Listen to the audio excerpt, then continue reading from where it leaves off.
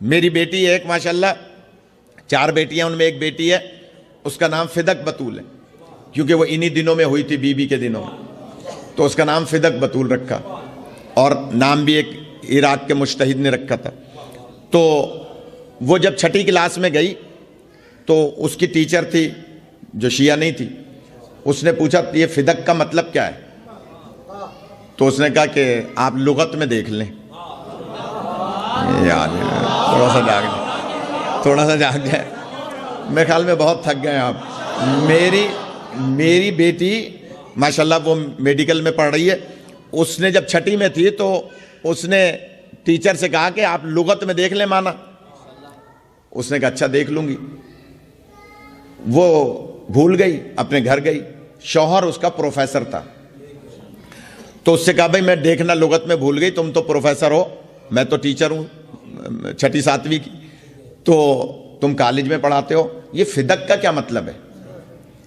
تو اس نے کہا مجھے بھی نہیں پتا، پڑھاتے ہی نہیں ہیں، بتاتے ہی نہیں ہیں۔ کہنے لگے کہ مجھے نہیں پتا۔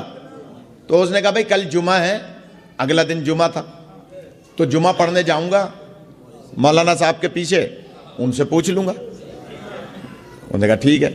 صبح جمعہ ہوا، وہ جمعہ پڑھنے گیا اپنی مسجد میں، دیوبندیوں کی مسجد تھی، وہاں جب نماز پڑھنے گیا تو نماز ختم ہوئی، پیش نماز سے لوگ کھڑے تھے جیسے ہاتھ ملانے کے لیے کھڑے ہو جاتے ہیں نماز کے بعد، تو اس نے آگے بڑھ کے، پروفیسر تھا پڑھا لکھا تھا، اس نے آگے بڑھ کے کہا کہ قاضی صاحب یہ فدق کا کیا مطلب ہے؟ اس نے فوراً اس کو برا بھلا کہا، پروفیسر کو، غور کیجیے گا، پروفیسر کو برا بھلا کہا، اور کہنے لگا کہ تم شیعوں کے ساتھ بیٹھنے لگے ہو،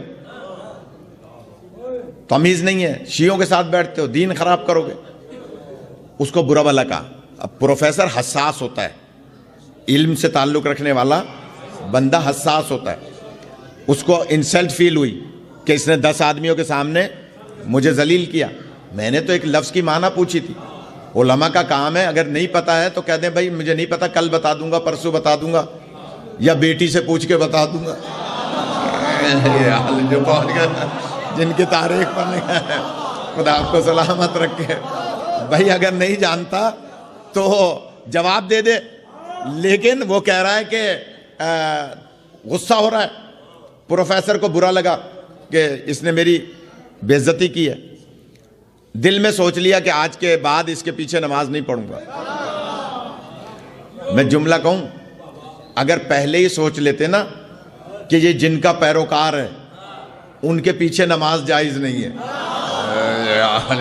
جو پہنچ گئے تو خیر کہا میں اب اس کے پیچھے تو نماز پڑھوں گا نہیں، بدتمیز مولوی ہے۔ لہٰذا اس نے کہا کہ میرے لیے کیا مسئلہ ہے، میں یونیورسٹی میں پڑھاتا ہوں، وہاں بہت بڑی بڑی لائبریریاں ہیں، وہاں کسی بھی لائبریری میں جا کر لغت میں بات لغت کی کر رہا ہوں، لغت میں دیکھ لوں گا، پتہ چل جائے گا۔ یہ آیا یونیورسٹی کی لائبریری میں، کراچی یونیورسٹی کی بڑی لائبریری ہے، کتابیں نکالی لغت کی، تو اس نے فا نکالا، فدق سے فا نکالا، فہرست میں ہوتے ہوتے ہوتے فدق مل گیا۔ لغت لکھنے والا منصف مزاج تھا، اس نے اس کے آگے جملہ لکھا کہ یہ وہ باغ تھا جو نبی کی بیٹی سے حاکم نے چھین لیا تھا۔ یہ علی تھوڑا سا جاگ جائیں۔ لغت لکھنے والے نے صرف اتنا سا جملہ لکھا، تفصیل نہیں لکھی کہ نبی کی بیٹی کون، حاکم کون، تفصیل نہیں لکھی، اس نے صرف اتنا لکھا کہ نبی کی بیٹی سے حاکم نے باغ تھا وہ چھین لیا تھا۔ اب یہ پریشان ہوا کہ بھئی نبی کی بیٹی سے حاکم نے باغ چھین لیا تھا، کون حاکم تھا، نبی کی کون سی بیٹی تھی؟ غور کیجئے گا، پروفیسر تھا، تحقیق کرنے لگا، تحقیق کرتے کرتے کرتے 6 مہینے لگے، پھر اس نے فدق پر کتابیں منگائیں، اور کہاں کہاں سے کتابیں لینے کے بعد 6 مہینے کے بعد اپنی زوجہ سے کہا کہ ہم نتیجے پر پہنچ گئے کس نے باغ چھینا تھا، کس سے باغ چھینا تھا. اب ہمیں اس کے بغیر چارہ نہیں ہے کہ ہم علی ولی اللہ پڑھ لیں. یا علی یا علی، خدا آپ کو سلامت رکھے. اس کے بغیر چارہ نہیں ہے کہ ہم علی ولی اللہ پڑھ لیں. بچی نے نام کی معنی نہ بتا کے دعوت فکر دی. یا علی، کہ تم لغت جا کے دیکھ لو، تمہیں لغت میں پتہ چل جائے گا کہ فدق کی معنی کیا ہے. اور وہ دونوں منصف مزاج تھے، پڑھے لکھے تھے. صحیح معنی لغت کی دیکھی تو دروازہ اہل بیت پر آ گئے. نتیجے پہ پہنچ گئے کہ کس نے چھینا تھا اور اس کی وجہ کیا تھی اور کس سے چھینا تھا.